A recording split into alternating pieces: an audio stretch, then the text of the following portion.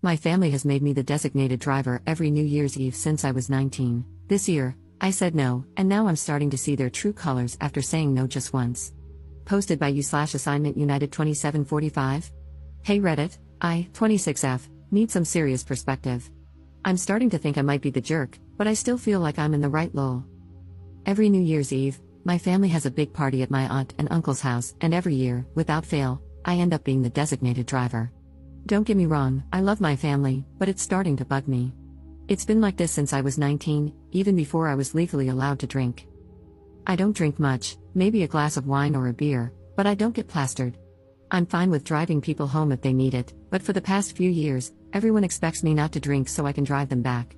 Every year, it's the same. Oh, can you drive? You're not drinking anyway. I always say yes because I don't want to let anyone down. Fast forward to this year's New Year's Eve. I told my family ahead of time I wasn't going to be the designated driver anymore. I just wanted to enjoy the night, have a couple of drinks, and not be responsible for getting everyone home. I even told my cousin, who usually gets really sloshed, that I wasn't driving this year, and she was fine with it. When I got to the party, it was the usual chaos, people drinking, laughing, and having a good time. I was enjoying myself, but around 11, my cousin came over and asked if I was ready to drive everyone home. I reminded her I wasn't driving tonight, I was here to enjoy the party. She looked at me like I was crazy and said, "Come on, you always drive. Don't be a beach." Which, like, WTF? I tried to explain calmly that I wasn't being a beach, just that I wasn't going to be the chauffeur anymore. Then, my aunt overheard and pulled me aside. She lectured me, saying, "We all agreed last year you'd be driving. You know how much we rely on you. Everyone else is too tipsy, and Ubering is so unsafe. Just drive this one time, for the family." I felt a ton of pressure but refused. I told her I'm not their chauffeur and wasn't going to do it again just because no one else could figure out their own ride. My aunt got upset, saying I was being selfish and that we're family. She said I'm the only one who doesn't get too drunk, so it makes sense for me to help out. I told her I had already had 3 beers, so I wasn't even legally supposed to drive myself. That's when I snapped. I told them it's not my job to be their designated driver every year just because I'm the only one who doesn't get blackout drunk. They needed to figure out their own rides this time. Then I got up and left. I felt bad walking out, but I didn't want to be a doormat anymore. I spent the rest of New Year's Eve at home, watching Netflix and eating leftover pasta with my boyfriend. My family texted me, calling me dramatic and selfish, saying I ruined the night. They said I was being super sensitive and that everyone was disappointed in me. Everyone's demanding an apology out of me now. And by the way, I got home perfectly safe by Uber. But anyway, Reddit, am I the jerk here? Relevant comments. Commenter. You are not the jerk. Your family is gross. But why didn't your boyfriend spend New Year's Eve with you?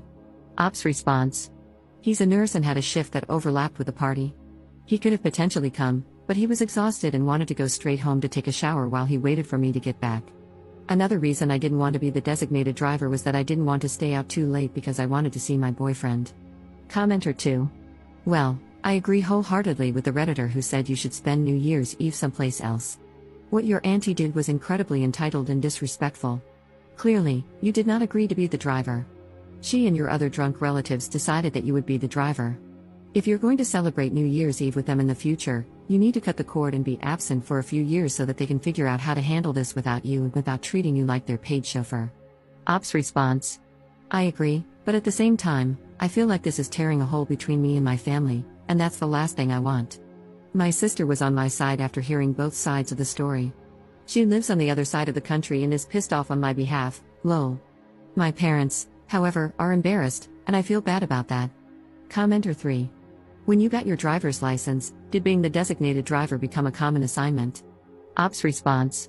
Not at first, I've always struggled with anxiety, and driving triggered it for a long time. I put off getting my license until I was 18 because of it. They didn't ask me to be a designated driver until I was 19, and at first, I felt kind of cool because I was being the responsible adult and helping the people I loved. But it quickly got old when I had to drive back and forth multiple times to get everyone home, and no one offered to pay for gas. Update 15 days later. So, update lol? Before I get to that, I want to address some popular questions from my last post. Some people got confused and asked similar questions, so I thought it might be nice to answer them here. How do I give everyone a ride home?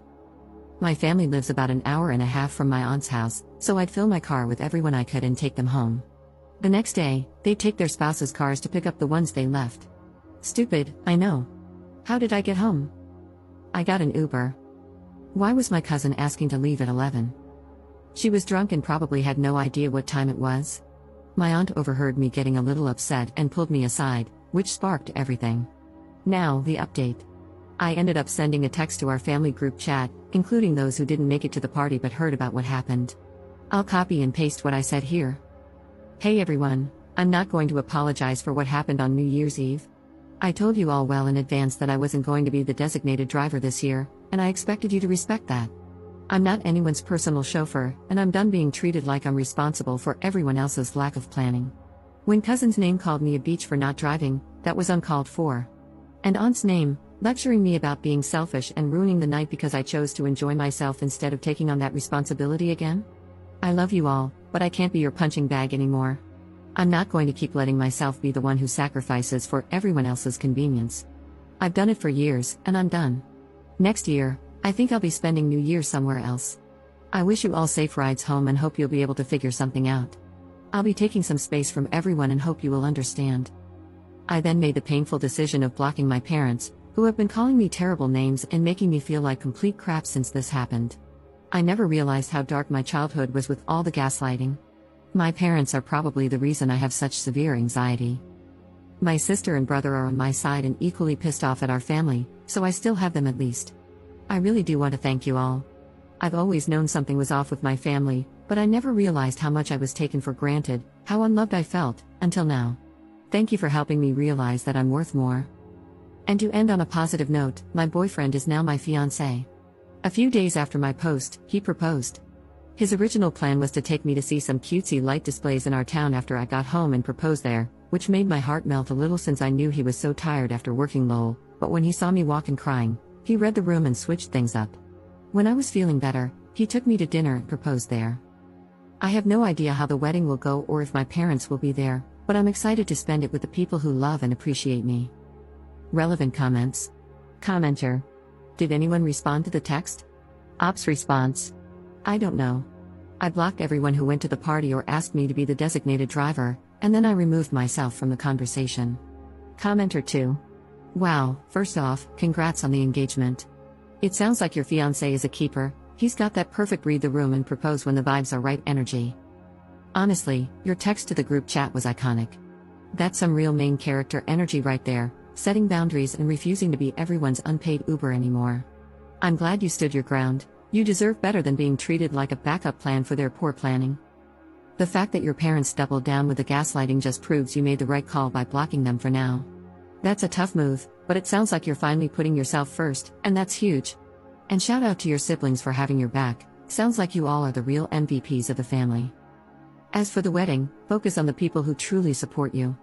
You've already got your siblings and fiancé in your corner, and that's a solid squad. The rest can figure themselves out. You're starting this new chapter surrounded by love, and honestly, that's all that matters.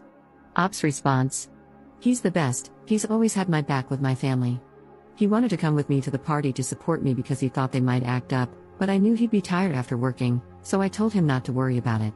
He also helped me write this post and has been reading all of your comments, lol, and he says hi. Commenter 3. Congratulations on everything. Please let your parents know that they are uninvited to your wedding until further notice. You don't want to hear from them because their behavior was atrocious, and you will no longer tolerate any disrespect. Ops response. They don't even know we're engaged. I posted it on my Instagram, but they no longer have access to that or my number.